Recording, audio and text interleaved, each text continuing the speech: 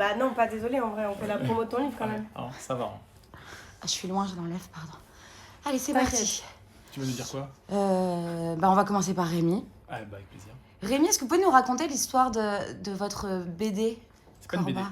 C'est un livre. Un roman, oui, pardon, en plusieurs tomes. Non, mais moi, je garde pas ma voix, de toute façon, donc Ah c'est bon, pas un merde. souci. Ah, oui, d'accord. Bah non, je suis en plateau. Alors du coup, c'est bien. Alors là, t'as pas besoin, mais sur les autres questions, on reprend les questions. Ouais. Ah là là, la grande pro. Bon, on y va? Comment c'est né, Corba? Ah, comment c'est né? Parce que c'est pas la même chose. Corba, c'est une histoire que j'ai inventée pour mon fils au départ, qui a passé pas mal de temps à l'hôpital parce qu'il a des petits ou des gros soucis de santé. Et donc voilà, c'était une histoire qu'on s'est inventée à l'hôpital pour s'échapper de l'hôpital, pour pas être vraiment à l'hôpital, pour être sur un bateau, dans la mer de Corba, etc. Donc toute l'histoire a été inventée comme ça avec lui. Et ensuite on l'a ramené à la maison.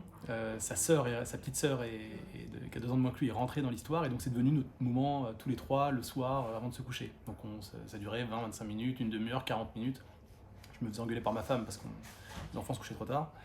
Et c'était notre petit moment à 3, la porte fermée, voilà, ma fille sur mes genoux, Anton debout, mon fils debout, qui bougeait dans tous les sens, et qui vivait l'histoire au fur et à mesure que je la racontais. Alors, comment on passe du moment où on raconte une histoire à ses enfants à l'écriture, et à le poser et à l'offrir aux autres? Moi, j'écris depuis d'autres choses, depuis un certain temps, enfin depuis que je suis jeune. En fait, je l'ai fait surtout parce que j'ai un 3e enfant qui a 2 ans, qui n'a donc pas entendu cette histoire-là. Et je trouvais ça dommage, en fait, qu'il n'en reste rien. Alors, il en reste quelque chose dans ma tête, dans celle de mes enfants, bien sûr, mais je trouvais chouette que lui aussi, en grandissant, puisse avoir quelque chose, parce que j'allais pas réinventer la même 5 ans plus tard, etc. Et donc voilà, c'est devenu un bouquin, c'est devenu 4 bouquins, dont les 2 premiers là, sont sortis. Et c'est une histoire, c'est une quête de 4 enfants qui vont, 4 orphelins naufragés sur une petite île au milieu de la mer de Corba, et qui vont devoir quitter leur petit îlot paradisiaque parce qu'un de leurs amis a disparu, et donc ils partent à sa recherche. Voilà. Donc ça, c'était la version papier, si je puis dire. Elle est sortie en août dernier. Puis là, on arrive à la version avec Audible, où on narre l'histoire, on raconte l'histoire, et la voix, c'est vous, Louane. Alors, comment on se retrouve sur ce projet? Je te le prends. Alors, alors, déjà, avec Rémi, on se connaissait déjà parce qu'on s'est croisés, parce qu'il travaille chez TF1, et moi, j'ai fait pas mal de leurs émissions, n'est-ce pas? Et donc, on s'était déjà plus ou moins croisés, et il travaille avec une femme chez TF1 qui s'appelle Solène Le Goff, qui est un peu comme une grande sœur pour moi, et à qui c'est très difficile de dire non. Donc, elle est venue me voir en me disant tu veux pas faire un truc pour mon pote Rémi? Et je lui ai dit écoute, vas-y, on va se rencontrer. Et moi, j'ai accepté sans avoir lu le livre parce que honnêtement, j'avais pas eu le temps, donc je l'ai vraiment découvert quand je l'ai enregistré. Mais il m'a raconté en fait l'histoire qui vient de vous raconter, et ça m'a évidemment énormément touchée. Et puis donner un peu plus des détails que je vous donnerai pas, mais qui sont dans le livre, qui sont extraordinaires, qui m'ont donné envie de le faire. Et puis en le faisant, j'ai pu plonger dans cet univers, voir la beauté de ce monde imaginaire, et voir la profondeur de ton imagination à toi, et il est trop fort. Moi, j'ai été complètement captivée, et à la base, c'est une histoire qui est pour les 9-13 ans, quoi. Donc, c'était particulier, mais ça m'a... En fait, l'histoire m'a énormément touchée. Il y a eu un moment où j'ai failli pleurer pendant l'enregistrement. Quel moment? Eh ben, je peux pas vous le dire parce que ça spoil l'histoire, mais c'était un moment très, très, très particulier. Alors, vous êtes chanteuse, vous êtes actrice. Ouais. Vous doublez aussi, là, vous êtes dans un film d'animation qui s'appelle Belle. Ouais. Est-ce que c'est différent de doubler un roman, enfin de lire un roman? C'est très, très différent. Dans le travail. C'est très différent. Je pense que c'est 2 exercices qui sont absolument pas les mêmes. Parce que dans le doublage, il y a énormément de pauses, on s'arrête beaucoup. Et en fait, là, j'ai vraiment passé plusieurs jours à lire un livre. Et c'est lire un livre à voix haute. Et c'est pas la même chose en doublage parce qu'on coupe quasiment entre chaque phrase. Et là, c'est vraiment quelque chose qui doit être le plus fluide possible. Et honnêtement, moi, j'avais bien peur avant de commencer. Je me suis détendue au fur et à mesure, mais c'était très particulier. Rémi, vous l'avez suivi lors de son enregistrement parce que peut-être vous aviez des envies particulières sur les intonations?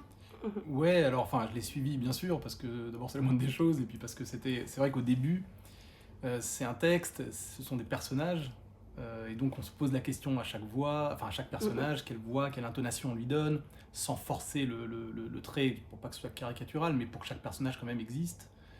Et donc on s'est posé des questions au départ, quoi, pour être bien sûr voilà, qu'on partageait la même vision de chaque personnage, etc. Et puis ce qui est rigolo, c'est qu'il y a même des personnages qui arrivent en cours d'histoire. Enfin, je vais pas dévoiler le truc, mais en gros, il faut inventer des voix en cours d'histoire. Et donc, je voyais Louane qui, de temps en temps, breakait l'enregistrement en disant elle, on lui a pas encore trouvé une bonne voix, là, faut qu'on peut-être qu'on s'y mette.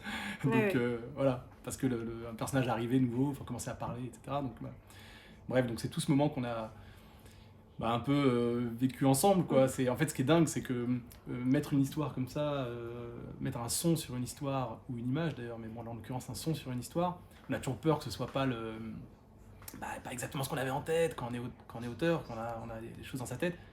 Et en fait, c'était une évidence, quoi. Genre, elle l'a fait vraiment, Louane, mais franchement dès le début, quoi. Enfin, c'est dingue, même le premier chapitre, on l'a pas repris, enfin, le truc est parti. Voilà. C'est quoi? C'est parce que vous êtes chanteuse? C'est plus simple? Non, je pense pas que ça ait à voir avec le fait que je sois chanteuse. Je pense qu'en vrai, j'aime bien raconter des histoires et que c'est un truc qui m'a vachement plu. J'ai adoré trouver des voix pour chaque personnage. On est plus ou moins toujours tombés d'accord.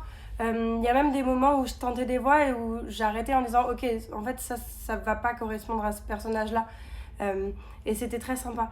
Le plus difficile par contre c'est pour donc j'ai vraiment découvert le livre, c'était pour respecter les dialogues quand je savais pas qui parlait. Donc j'étais là genre j'allais faire la voix de Isla et j'allais me mettre à parler comme ça, et en fait c'était pas Isla, c'était Jacob. Donc je disais ok, on reprend, c'était Jacob, et alors je me mettais à parler comme ça. Ah oui, comment il fait Jacob? Alors Jacob il parle un peu comme ça.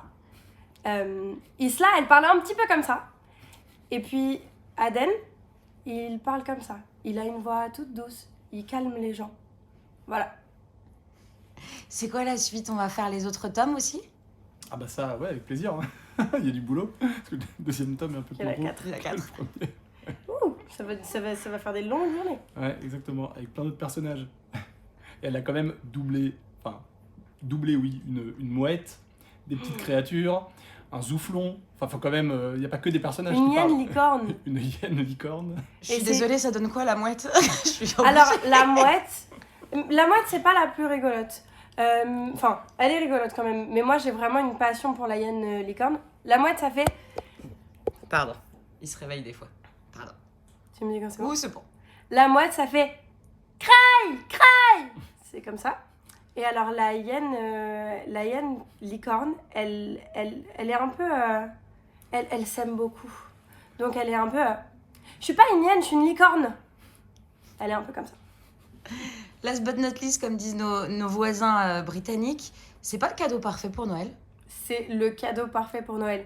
Et si je peux en rajouter, en papier et en audio. Merci beaucoup. Merci. Au top, merci beaucoup. Et alors vraiment...